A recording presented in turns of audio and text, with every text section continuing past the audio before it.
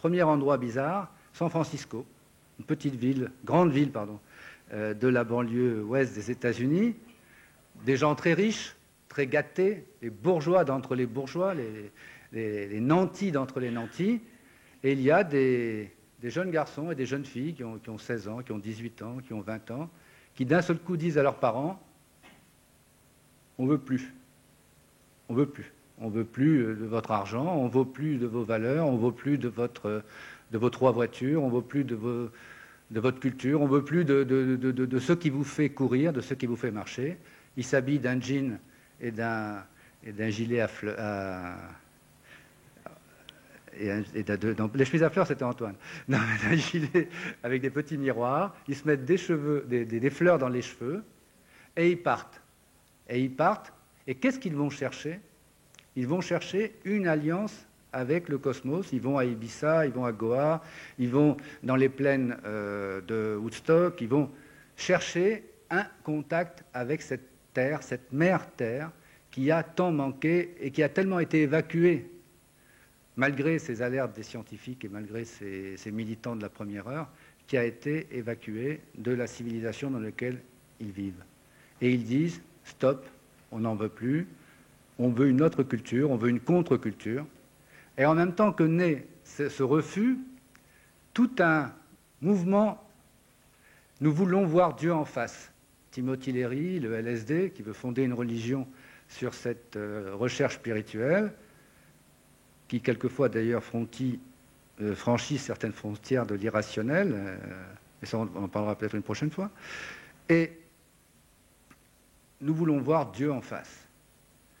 Pour une société qui avait évacué Dieu et la terre, voir les enfants les plus nantis des nantis poser cette question, ça a été ressenti comme une bombe formidable, et c'est la douceur, c'est, rappelez-vous de la rose que met la jeune femme dans le fusil de la marche sur Washington.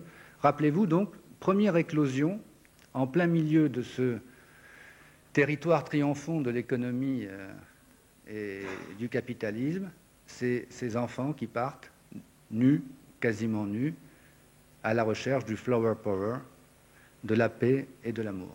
Et cette force considérable part d'ouest en est. Il y a une deuxième force qui part d'est en ouest, c'est ces jeunes garçons et filles, d'ailleurs, dont je faisais partie, donc je pense beaucoup d'entre vous font partie ici, qui dit « nous ne voulons plus consommer, nous ne voulons plus de la société de consommation, il est interdit d'interdire, on veut retrouver notre autonomie, et pour changer le monde, on croit prendre quelques pierres dans la rue et de les lancer, que ça suffirait. » Bon, on avait sous-estimé le projet de société, mais on a quand même failli.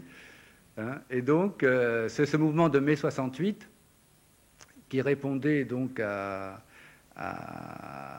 ce qui est drôle, d'ailleurs, c'est pas que nous ayons fait à peu près ce qu'ont fait quelques années avant nos copains de San Francisco. Ce qui était formidable, c'est qu'on a été suivis par toute la société française, qui d'un seul coup s'est arrêtée, a fait comme disait GB l'an 01, pour essayer d'imaginer, et ce n'est pas un hasard que ce soit passé en France. Parce qu'hier, on a eu une très grande discussion avec tous les conférenciers d'hier, le Old Gang, sur pourquoi la France. Ben oui, parce qu'ici, il y a plus de contagion. Ici, il y a plus de maladies épidémiologiques. Ici, parce qu'ici, nous sommes dans la connexion. En France, il y a une particularité, c'est le champagne. Et je dirais que nous sommes ici comme les bulles du champagne. C'est-à-dire que lorsque ça bouge quelque part, on le sent tout de suite. Bon, pourquoi? J'en sais rien. Pourquoi les Indiens n'ont pas la même réaction entre eux? Et nous, ce qu'on a envie, c'est de faire sauter le bouchon. Et parce qu'on a envie de faire la fête. Il y a un côté français qui fait d'ailleurs que la plupart des révolutionnaires du monde entier sont passés par Paris. C'est ce côté, cette exigence d'absolu. Et on la théorise toujours dans la politique, parce qu'on a l'impression qu'en France, tout est politique, le politique, allez, on y va, c'est vers la politique. Et quand j'ai entendu Jérémy hier en parler, c'était marrant, c'était un Suisse. Mais c'est quand même cette conscience que pour passer d'un système à un autre, il y a des leviers, et ces leviers sont dans le domaine de l'État. Et là, c'est encore une valeur masculine. C'est-à-dire, c'est encore cet esprit gaulois qui se méfie tellement de sa propre individualité, de sa propre personnalité, de cette mentalité de village gaulois où personne ne se met d'accord, qu'on a besoin de quelqu'un de sacré au-dessus de nous qui va nous aider à prendre la décision. Alors c'est un roi, c'est un messie, c'est un homme politique, et tant qu'on n'a pas cet homme providentiel, on ne bouge pas.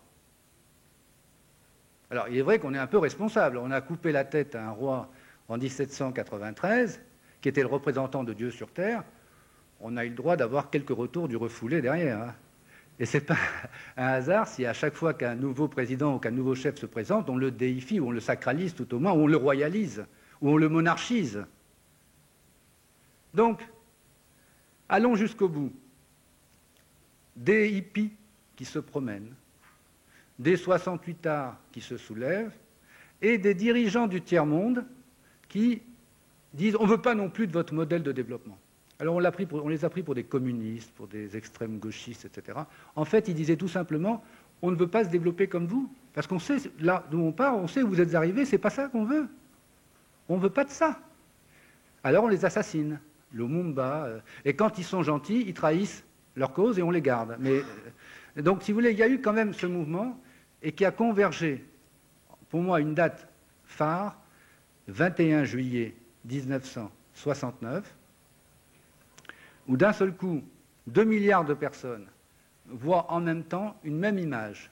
Pour moi, c'est l'effet du miroir. Vous savez, comme l'enfant a l'effet du miroir au moment d'affirmer sa personnalité face au moi-tout, ce rapport avec sa mère, nous avons cet effet du miroir. Nous voyons la planète Terre dans notre petit écran de télévision, alors que Armstrong met un pas sur la Lune, nous voyons la Terre, une sorte de rétroaction, une sorte de feedback. On regarde et on est tout petit, la Terre est toute petite en plein milieu de l'univers. La Terre, c'est fini, c'est tout petit, ça a été exploré, c'est déjà ravagé, mais on est dedans, et c'est peut-être, à aujourd'hui, le seul espace connu, par nous en tout cas, où la vie s'est développée, et ce bien si précieux, qui a mis 15 milliards d'années à aboutir, cette conscience d'être en vie. 21 juillet 1971. Entre-temps, se sont créés des mouvements comme Greenpeace, comme les Amis de la Terre, qui disent que le bien le plus précieux aujourd'hui à protéger, en protégeant la planète, c'est l'homme lui-même. Parce que si l'on détruit l'environnement de l'homme, comme on l'a fait d'une façon insouciante et d'une façon complètement délirante dans les 20 ou 30 dernières années, eh bien, c'est l'avenir de l'homme et l'avenir de l'espèce humaine qui est en jeu. Et d'une certaine façon, je dirais que dire que la Terre était un monde fini, c'était déjà revendiquer la première valeur féminine. Puisque qu'est-ce que fait la femme? Elle a été cantonnée dans un lieu fini qui était la maison. Et par définition, elle a adapté l'ensemble de sa valeur à l'organisation de son intérieur. Et parce qu'elle a une chance formidable sur nous les hommes, c'est qu'elle a la capacité de donner la vie. Et ça se passe à l'intérieur d'elle-même.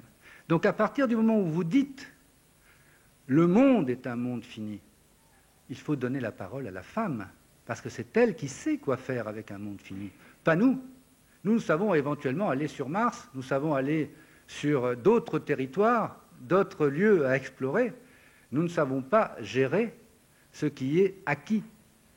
Et d'une certaine façon, je dirais que oikos nomos, l'écologie, a vu arriver oikos logos, l'économie, pardon, a vu arriver l'écologie au moment où il fallait que ce soit régulé. C'est pour ça que moi je reste un optimiste invétéré.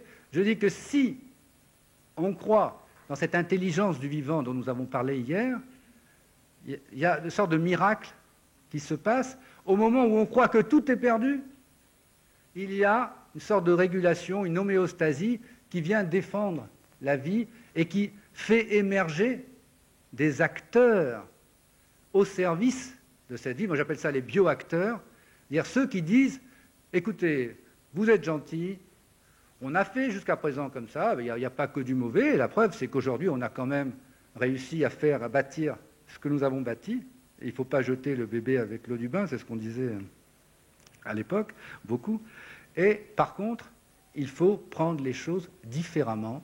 Il faut avoir une posture différente, une attitude différente. Et moi, je propose un néologisme, une féminine attitude, une féminitude